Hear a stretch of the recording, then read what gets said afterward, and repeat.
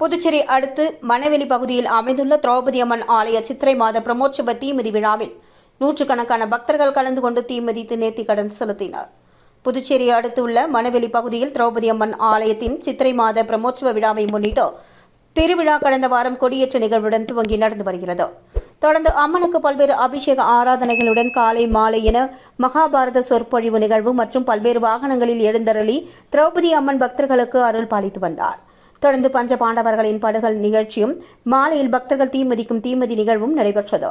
சுற்றுப்புறங்களில் உள்ள கிராம மக்கள் 1000க்கும் மேற்பட்டோர் இதில் கலந்து கொண்டு தீமிதித்து நேர்த்திக்கடன் செலுத்தினர். இதற்கான ஏற்பாடுகளை அறங்காவல் குழு செய்திருக்க ஏராளமான பொதுமக்கள் இதில் கலந்து கொண்டு அம்மன் அருளை பெற்று சென்றனர்.